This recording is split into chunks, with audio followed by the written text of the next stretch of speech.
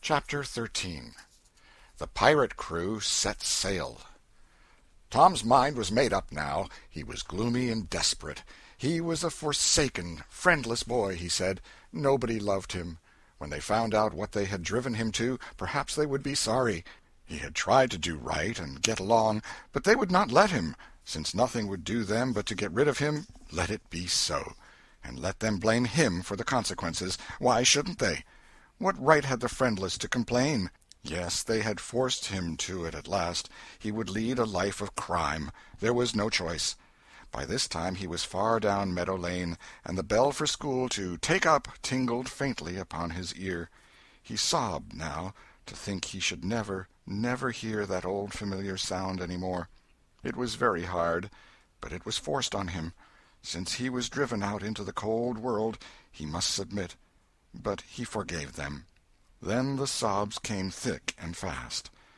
Just at this point he met his soul's sworn comrade, Joe Harper, hard-eyed, and with evidently a great and dismal purpose in his heart. Plainly here were two souls with but a single thought. Tom, wiping his eyes with his sleeve, began to blubber out something about a resolution to escape from hard usage and lack of sympathy at home by roaming abroad into the great world never to return, and ended by hoping that Joe would not forget him. But it transpired that this was a request which Joe had just been going to make of Tom, and had come to hunt him up for that purpose. His mother had whipped him for drinking some cream which he had never tasted and knew nothing about. It was plain that she was tired of him and wished him to go. If she felt that way, there was nothing for him to do but succumb. He hoped she would be happy, and never regret having driven her poor boy out into the unfeeling world to suffer and die. As the two boys walked sorrowing along, they made a new compact to stand by each other and be brothers, and never separate till death relieved them of their troubles. Then they began to lay their plans. Joe was for being a hermit, and living on crusts in a remote cave, and dying, sometime, of cold and want and grief. But after listening to Tom, he conceded that there were some conspicuous advantages about a life of crime, and so he consented to be a pirate. 3 miles below St. Petersburg, at a point where the Mississippi River was a trifle over a mile wide, there was a long, narrow, wooded island, with a shallow bar at the head of it, and this offered well as a rendezvous. It was not inhabited. It lay far over towards the further shore, abreast a dense and almost wholly unpeopled forest. So Jackson's Island was chosen. Who were to be the subjects of their piracies was a matter that did not occur to them. Then they hunted up Huckleberry Finn, and he joined them promptly, for all careers were one to him. He was indifferent. They presently separated to meet at a lonely spot on the river bank 2 miles above the village at the favorite hour, which was midnight. There was a small log raft there which they meant to capture. Each would bring hooks and lines, and such provision as he could steal in the most dark and mysterious way, as became outlaws, and before the afternoon was done they had all managed to enjoy the sweet glory of spreading the fact that pretty soon the town would hear something. All who got this vague hint were cautioned to be mum and wait. About midnight Tom arrived with a boiled ham and a few trifles, and stopped in a dense undergrowth on a small bluff overlooking the meeting-place. It was starlight and very still. The mighty river lay like an ocean at rest. Tom listened a moment, but no sound disturbed the quiet. Then he gave a low, distinct whistle. It was answered from under the bluff. Tom whistled twice more. These signals were answered in the same way. Then a guarded voice said, "Who goes there?" "Tom Sawyer, the Black Avenger of the Spanish Main. Name your names." "Huck Finn, the Red-Handed, and Joe Harper, the Terror of the Seas." Tom had furnished these titles from his favorite literature. "'Tis well. Give the countersign." 2 hoarse whispers delivered the same awful word simultaneously to the brooding night. "Blood!" Then Tom tumbled his ham over the bluff and let himself down after it, tearing both skin and clothes to some extent in the effort. There was an easy, comfortable path along the shore under the bluff, but it lacked the advantages of difficulty and danger so valued by a pirate. The Terror of the Seas had brought a side of bacon, and had about worn himself out with getting it there. Finn, the red-handed, had stolen a skillet and a quantity of half-cured leaf tobacco, and had also brought a few corn-cobs to make pipes with. But none of the pirates smoked or chewed but himself. The Black Avenger of the Spanish Main said it would never do to start without some fire. That was a wise thought. Matches were hardly known there in that day. They saw a fire smoldering upon a great raft 100 yards above, and they went stealthily thither and helped themselves to a chunk. They made an imposing adventure of it, saying "Hist!" every now and then, and suddenly halting with finger on lip, moving with hands on imaginary dagger hilts, and giving orders in dismal whispers that if the foe stirred, to let him have it to the hilt, because dead men tell no tales. They knew well enough that the raftsmen were all down at the village laying in stores or having a spree, but still that was no excuse for their conducting this thing in an unpiratical way. They shoved off presently, Tom in command, Huck at the after oar, and Joe at the forward. Tom stood amidships, gloomy-browed, and with folded arms, and gave his orders in a low, stern whisper. "Luff, and bring her to the wind." "Aye, aye, sir." "Steady, steady." "Steady it is, sir." "Let her go off a point." "Point it is, sir." As the boys steadily and monotonously drove the raft toward midstream, it was no doubt understood that these orders were given only for style, and were not intended to mean anything in particular. "What sail's she carrying?" "Courses, topsails, and flying jib, sir." "Send the r'yals up. Lay out aloft there, half a dozen of ye, fore-topmansts'l. Lively now." "Aye, aye, sir." "Shake out that main t'gallantsail. Sheets and braces. Now, my hearties." "Aye, aye, sir." "Heel 'em a lee, hard a port. Stand by to meet her when she comes. Port, port, now, men, with a will. Steady." "Steady it is, sir." The raft drew beyond the middle of the river. The boys pointed her head right, and then lay on their oars. The river was not high, so there was not more than a 2 or 3 mile current. Hardly a word was said during the next 3/4 of an hour. Now the raft was passing before the distant town.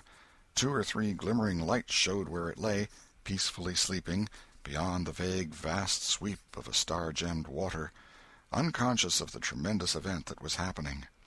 The Black Avenger stood still with folded arms, looking his last upon the scene of his former joys and his later sufferings, and wishing she could see him now, abroad on the wild sea, facing peril and death with dauntless heart, going to his doom with a grim smile on his lips.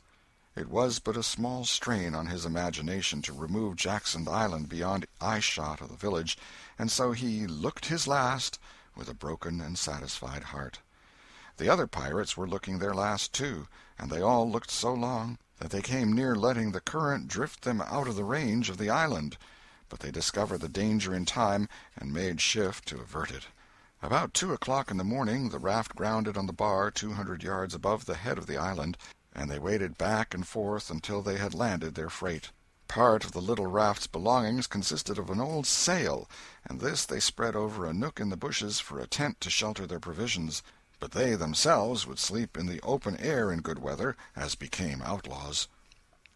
They built a fire against the side of a great log 20 or 30 steps within the somber depths of the forest, and then cooked some bacon in the frying-pan for supper, and used up half of the corn-pone stock they had brought. It seemed glorious sport to be feasting in that wild free way in the virgin forest of an unexplored and uninhabited island, far from the haunts of men, and they said they never would return to civilization. The climbing fire lit up their faces and threw its ruddy glare upon the pillared tree-trunks of their forest temple, and upon the varnished foliage and festooning vines. When the last crisp slice of bacon was gone, and the last allowance of corn-pone devoured, the boys stretched themselves out on the grass, filled with contentment. They could have found a cooler place, but they would not deny themselves such a romantic feature as the roasting campfire. "Ain't it gay?" said Joe. "It's nuts," said Tom. "What would the boys say if they could see us?" "Say? Well, they'd just die to be here. Hey, Hucky?" "I reckon so," said Huckleberry. "Anyways, I'm suited. I don't want nothing better'n this. I don't ever get enough to eat, generally, and here they can't come and pick at a feller and bully-rag him so." "It's just the life for me," said Tom. You don't have to get up mornings, and you don't have to go to school and wash and all that blame foolishness. You see, a pirate don't have to do anything, Joe, when he's ashore, but a hermit, he has to be a-praying considerable, and then he don't have any fun, anyway, all by himself that way." "Oh, yes, that's so," said Joe, "but I hadn't thought much about it, you know. I'd a good deal rather be a pirate, now that I've tried it." "You see," said Tom, "people don't go much on hermits nowadays, like they used to in the old times, but a pirate's always respected, and a hermit's got to sleep on the hardest place he can find, and put sackcloth and ashes on his head, and stand out in the rain, and—" "What does he put sackcloth and ashes on his head for?" inquired Huck. "I don't know, but they's got to do it. Hermits always do. You'd have to do that if you was a hermit." "Derned if I would," said Huck. "Well, what would you do?" "I don't know, but I wouldn't do that." "Why, Huck, you'd have to. How'd you get around it?" "Why, I just wouldn't stand it. I'd run away." "Run away? Well, you would be a nice old slouch of a hermit. You'd be a disgrace." The red-handed made no response, being better employed. He had finished gouging out a cob, and now he fitted a weed stem to it, loaded it with tobacco, and was pressing a coal to the charge and blowing a cloud of fragrant smoke. He was in the full bloom of luxurious contentment. The other pirates envied him this majestic vice, and secretly resolved to acquire it shortly. Presently Huck said, "What does pirates have to do?" Tom said, "Oh, they have just a bully time. Take ships and burn them, and get the money and bury it in awful places in their island where there's ghosts and things to watch it, and kill everybody in the ships, and make 'em walk a plank." "And they carry the women to the island," said Joe. "They don't kill the women." "No," assented Tom, "they don't kill the women. They're too noble, and the women's always beautiful, too." "And don't they wear the bulliest clothes? Oh, no, all gold and silver and diamonds," said Joe, with enthusiasm. "Who?" said Huck. "Why, the pirates." Huck scanned his own clothing forlornly. "I reckon I ain't dressed fitting for a pirate," said he, with a regretful pathos in his voice, "but I ain't got none but these." But the other boys told him the fine clothes would come fast enough after they should have begun their adventures. They made him understand that his poor rags would do to begin with, though it was customary for wealthy pirates to start with a proper wardrobe. Gradually their talk died out, and drowsiness began to steal upon the eyelids of the little waifs. The pipe dropped from the fingers of the red-handed, and he slept the sleep of the conscience-free and the weary. The Terror of the Seas and the Black Avenger of the Spanish Main had more difficulty in getting to sleep. They said their prayers inwardly and lying down, since there was nobody there with authority to make them kneel and recite aloud. In truth, they had a mind not to say them at all, but they were afraid to proceed to such lengths at that, lest they might call down a sudden and special thunderbolt from heaven. Then at once they reached and hovered upon the imminent verge of sleep. But an intruder came, now, that would not down. It was conscience. They began to feel a vague fear that they had been doing wrong to run away, and next they thought of the stolen meat, and then the real torture came. They tried to argue it away by reminding conscience that they had purloined sweetmeats and apples scores of times, but conscience was not to be appeased by such thin plausibilities. It seemed to them in the end that there was no getting around the stubborn fact that taking sweetmeats was only hooking, while taking bacon and hams and such valuables was plain simple stealing, and there was a command against that in the Bible. So they inwardly resolved that so long as they remained in the business, their piracies should not again be sullied with the crime of stealing.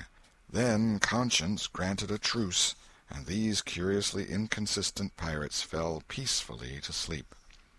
End of Chapter 13. Chapter 14. Happy Camp of the Freebooters. When Tom awoke in the morning, he wondered where he was. He sat up and rubbed his eyes and looked around. Then he comprehended. It was the cool, gray dawn, and there was a delicious sense of repose and peace in the deep, pervading calm and silence of the woods.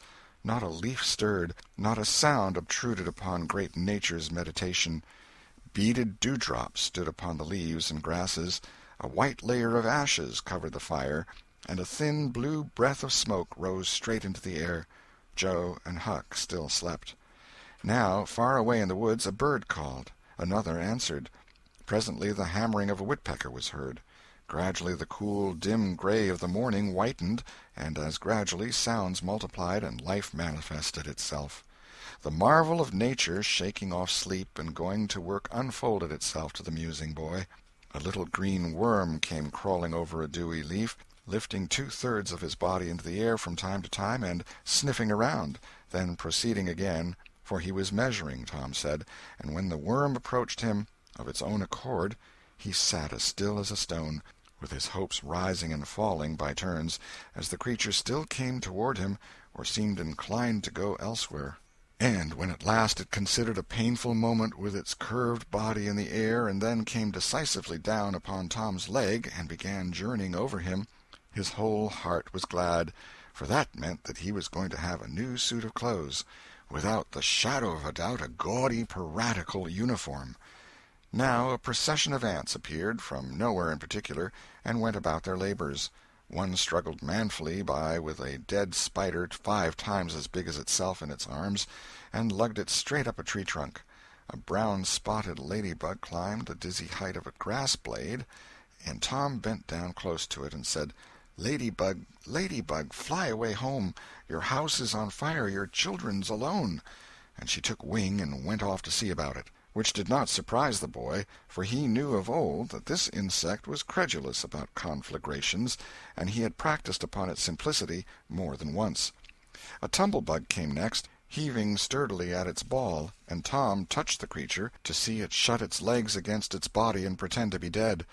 The birds were fairly rioting by this time. A catbird, the northern mocker, lit in a tree over Tom's head, and trilled out her imitations of her neighbors in a rapture of enjoyment.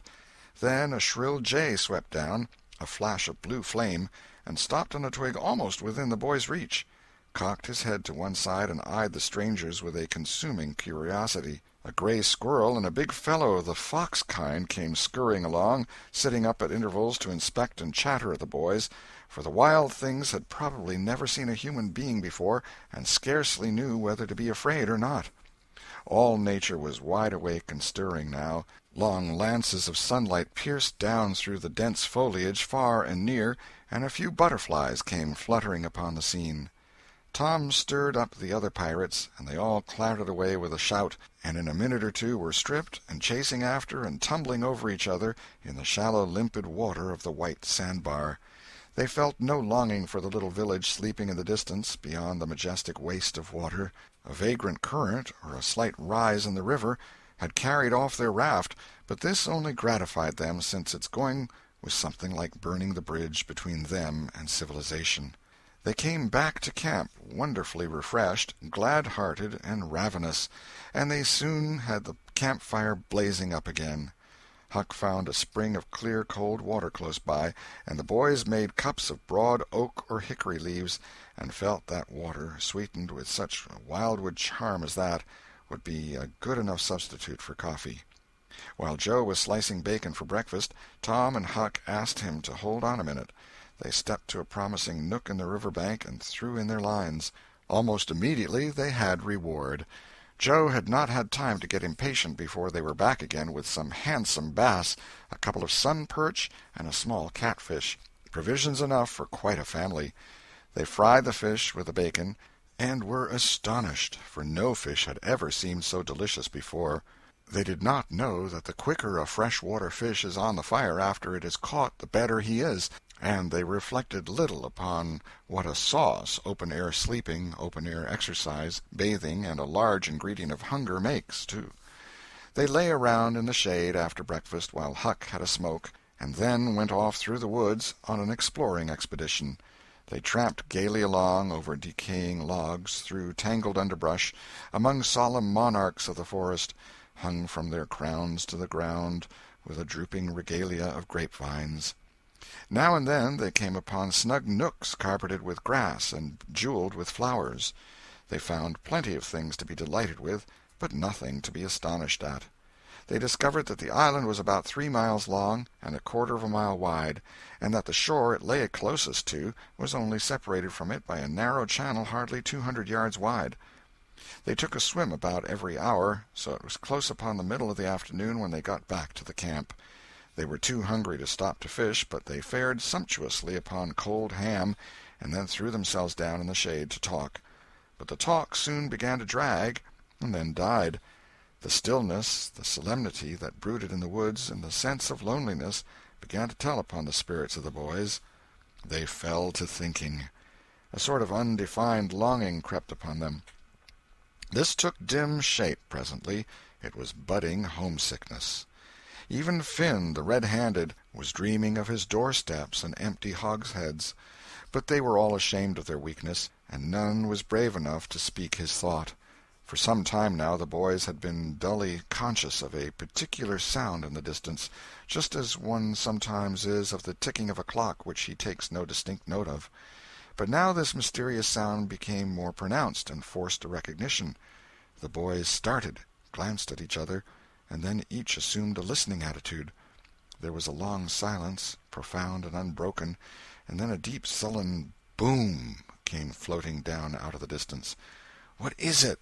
exclaimed Joe under his breath. "I wonder," said Tom in a whisper. "'Tain't thunder," said Huckleberry in an awed tone. "'Cause thunder—" "Hark!" said Tom. "Listen, don't talk." They waited a time that seemed an age, and then the same muffled boom troubled the solemn hush. "Let's go and see." They sprang to their feet and hurried to the shore toward the town. They parted the bushes on the bank and peered out over the water. The little steam ferry-boat was about a mile below the village, drifting with the current. Her broad deck seemed crowded with people. There was a great many skiffs rowing about or floating with the stream in the neighborhood of the ferry-boat, but the boys could not determine what the men in them were doing. Presently a great jet of white smoke burst from the ferry-boat's side, and as it expanded and rose in a lazy cloud, that same dull throb of sound was borne to the listeners again. "I know now!" exclaimed Tom. "Somebody's drownded." "That's it," said Huck. "They done that last summer when Bill Turner got drownded. They shoot a cannon over the water, and that makes him come up to the top." "Yes, and they take loaves of bread and put quicksilver in them and set 'em afloat, and wherever there's anybody that's drownded, they'll float right there and stop." "Yes, I've heard about that," said Joe. "I wonder what makes the bread do that." "Oh, it ain't the bread so much," said Tom. "I reckon it's mostly what they say over it before they start it out." "But they don't say anything over it," said Huck. "I've seen 'em, and they don't." "Well, that's funny," said Tom. "But maybe they say it to themselves. Of course they do. Anybody might know that." The other boys agreed that there was reason in what Tom said, because an ignorant lump of bread, uninstructed by an incantation, could not be expected to act very intelligently when sent upon an errand of such gravity. "By jings, I wish I was over there now," said Joe. "I do too," said Huck. "I'd give heaps to know who it is." The boys still listened and watched. Presently a revealing thought flashed through Tom's mind, and he exclaimed, "Boys, I know who's drownded. It's us!" They felt like heroes in an instant. Here was a gorgeous triumph. They were missed. They were mourned. Hearts were breaking on their account. Tears were being shed. Accusing memories of unkindness to these poor lost lads were rising up, and unavailing regrets and remorse were being indulged. And best of all, the departed were the talk of the whole town, and the envy of all the boys, as far as this dazzling notoriety was concerned. This was fine. It was worth while to be a pirate after all. As twilight drew on, the ferry-boat went back to her accustomed business, and the skiffs disappeared. The pirates returned to camp. They were jubilant with vanity over their new grandeur and the illustrious trouble they were making. They caught fish, cooked supper, and ate it, and then fell to guessing at what the village was thinking and saying about them, and the pictures they drew of the public distress on their account were gratifying to look upon from their point of view. But when the shadows of night closed them in, they gradually ceased to talk, and sat gazing into the fire, with their minds evidently wandering elsewhere. The excitement was gone, now, and Tom and Joe could not keep back thoughts of certain persons at home who were not enjoying this fine frolic as much as they were. Misgivings came. They grew troubled and unhappy.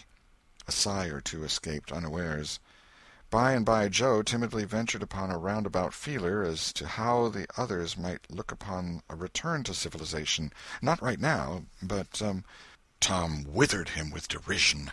Huck, being uncommitted as yet, joined in with Tom, and the waverer quickly "explained," and was glad to get out of the scrape with as little taint of chicken-hearted homesickness clinging to his garments as he could. Mutiny was effectually laid to rest for the moment. As the night deepened, Huck began to nod and presently to snore. Joe followed next. Tom lay upon his elbow motionless for some time, watching the two intently. At last he got up cautiously on his knees and went searching among the grass and the flickering reflections flung by the camp-fire. He picked up and inspected several large semi-cylinders of the thin white bark of a sycamore, and finally chose two which seemed to suit him. Then he knelt by the fire and painfully wrote something upon each of these with his red keel. One he rolled up and put in his jacket pocket, and the other he put in Joe's hat and removed it to a little distance from the owner. And he also put into the hat certain schoolboy treasures of almost inestimable value, among them a lump of chalk, an india-rubber ball, 3 fish-hooks, and one of that kind of marbles known as the sure-enough crystal. Then he tiptoed his way cautiously among the trees till he felt that he was out of hearing, and straightway broke into a keen run in the direction of the sandbar. End of Chapter 14. Chapter 15. Tom's stealthy visit home. A few minutes later Tom was in the shoal water of the bar, wading toward the Illinois shore. Before the depth reached his middle he was half-way over. The current would permit no more wading now, so he struck out confidently to swim the remaining 100 yards. He swam quartering upstream, but still was swept downward rather faster than he had expected. However, he reached the shore finally, and drifted along till he found a low place and drew himself out. He put his hand on his jacket pocket, found his piece of bark safe, and then struck through the woods, following the shore with streaming garments. Shortly before 10 o'clock he came out into an open place opposite the village, and saw the ferryboat lying in the shadow of the trees and the high bank. Everything was quiet under the blinking stars. He crept down the bank, watching with all his eyes, slipped into the water, swam 3 or 4 strokes, and climbed into the skiff that did yawl duty at the boat's stern. He laid himself down under the thwarts and waited, panting. Presently the cracked bell tapped, and a voice gave the order to cast off. A minute or two later the skiff's head was standing high up against the boat's swell, and the voyage was begun. Tom felt happy in his success, for he knew it was the boat's last trip for the night. At the end of a long 12 or 15 minutes the wheel stopped, and Tom slipped overboard and swam ashore in the dusk, landing 50 yards downstream, out of danger of possible stragglers. He flew along unfrequented alleys, and shortly found himself at his aunt's back fence. He climbed over, approached the L, and looked in at the sitting-room window, for a light was burning there. There sat Aunt Polly, Sid, Mary, and Joe Harper's mother, grouped together, talking. They were by the bed, and the bed was between them and the door. Tom went to the door and began to softly lift the latch. Then he pressed gently, and the door yielded a crack. He continued pushing cautiously, and quaking every time it creaked, till he judged he might squeeze through on his knees. So he put his head through and began warily. "What makes the candles blow so?" said Aunt Polly. Tom hurried up. "Why, that door's open, I believe. Why, of course it is. No end of strange things now. Go along and shut it, Sid." Tom disappeared under the bed just in time. He lay and breathed himself for a while, then crept to where he could almost touch his aunt's foot. "But as I was saying," said Aunt Polly, "he warn't bad, so to say, only mischievous, only just giddy and harum-scarum, you know. He warn't any more responsible than a colt. He never meant any harm, and he was the best-hearted boy that ever was," and she began to cry. "It was just so with my Joe, always full of his devilment and up to every kind of mischief, but he was just as unselfish and kind as he could be. And laws bless me, to think I went and whipped him for taking that cream, never once recollecting that I throwed it out myself because it was sour, and I never to see him again in this world, never, never, never, poor abused boy." And Mrs. Harper sobbed as if her heart would break. "I hope Tom's better off where he is," said Sid. "But if he'd been better in some ways—" "Sid!" Tom felt the glare of the old lady's eye, though he could not see it. "Not a word against my Tom, now that he's gone. God'll take care of him. Never you trouble yourself, sir. Oh, Mrs. Harper, I don't know how to give him up. I don't know how to give him up. He was such a comfort to me, although he tormented my old heart out of me most. The Lord giveth, and the Lord hath taken away. Blessed be the name of the Lord. But it's so hard, oh, it's so hard. Only last Saturday my Joe busted a firecracker right under my nose, and I knocked him sprawling. Little did I know then how soon. Oh, if it was to do over again, I'd hug him and bless him for it. Yes, yes, yes, I know just how you feel, Mrs. Harper. I know just exactly how you feel. No longer ago than yesterday noon, my Tom took and filled the cat full of pain-killer, and I did think the creature would tear the house down, and God forgive me, I cracked Tom's head with my thimble, poor boy, poor dead boy, but he's out of all his troubles now, and the last words I ever heard him say was to reproach. But this memory was too much for the old lady, and she broke entirely down. Tom was snuffling now himself, and more in pity of himself than anybody else. He could hear Mary crying and putting in a kindly word for him from time to time. He began to have a nobler opinion of himself than ever before. Still, he was sufficiently touched by his aunt's grief to long to rush out from under the bed and overwhelm her with joy, and the theatrical gorgeousness of the thing appealed strongly to his nature, too, but he resisted and lay still. He went on listening, and gathered by odds and ends that it was conjectured at first that the boys had got drowned while taking a swim. Then the small raft had been missed. Next, certain boys said the missing lads had promised that the village should hear something soon. The wise heads had put this and that together, and decided that the lads had gone off on that raft and would turn up at the next town below presently. But toward noon the raft had been found, lodged against the Missouri shore some 5 or 6 miles below the village, and then hope perished.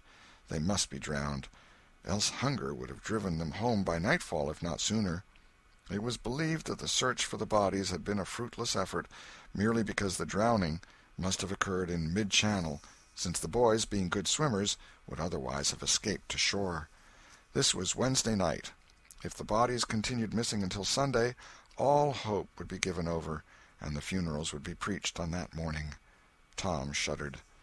Mrs. Harper gave a sobbing good night and turned to go. Then, with a mutual impulse, the two bereaved women flung themselves into each other's arms and had a good, consoling cry, and then parted. Aunt Polly was tender far beyond her wont in her good night to Sid and Mary. Sid snuffled a bit, and Mary went off crying with all her heart. Aunt Polly knelt down and prayed for Tom so touchingly, so appealingly, and with such measureless love in her words and her old trembling voice, that he was weltering in tears again long before she was through.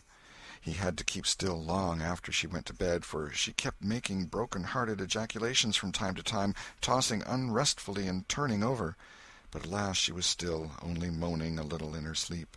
Now the boy stole out, rose gradually from the bedside, shaded the candle-light with his hand, and stood regarding her. His heart was full of pity for her. He took out his sycamore scroll and placed it by the candle, but something occurred to him, and he lingered considering. His face lighted with a happy solution of his thought. He put the bark hastily in his pocket. Then he bent over and kissed the faded lips, and straightway made his stealthy exit, latching the door behind him. He threaded his way back to the ferry landing, found nobody at large there, and walked boldly on board the boat, for he knew she was tenantless except that there was a watchman who always turned in and slept like a graven image. He untied the skiff at the stern, slipped into it, and was soon rowing cautiously upstream. When he had pulled a mile above the village, he started quartering across and bent himself stoutly to his work. He hit the landing on the other side neatly, for this was a familiar bit of work for him. He was moved to capture the skiff, arguing that it might be considered a ship and therefore a legitimate prey for a pirate, but he knew a thorough search would be made for it, and that might end in revelations. So he stepped ashore and entered the wood. He sat down and took a long rest, torturing himself meantime to keep awake, and then started warily down the home stretch. The night was far spent. It was broad daylight before he found himself fairly abreast the island bar. He rested again until the sun was well up and gilding the great river with its splendor, and then he plunged into the stream. A little later he paused, dripping, upon the threshold of the camp, and heard Joe say, "No, Tom's true blue, Huck. He'll come back. He won't desert. He knows that would be a disgrace to a pirate, and Tom's too proud for that sort of thing. He's up to something or other. I wonder what. Well, the things is ours, anyway, ain't they?" "Pretty near, but not yet, Huck. The writing says they are if he ain't back here to breakfast." "Which he is!" exclaimed Tom, with fine dramatic effect, stepping grandly into camp. A sumptuous breakfast of bacon and fish was shortly provided, and as the boys set to work upon it, Tom recounted, and adorned, his adventures. They were a vain and boastful company of heroes when the tale was done. Then Tom hid himself away in a shady nook to sleep till noon, and the other pirates got ready to fish and explore. End of chapter 15.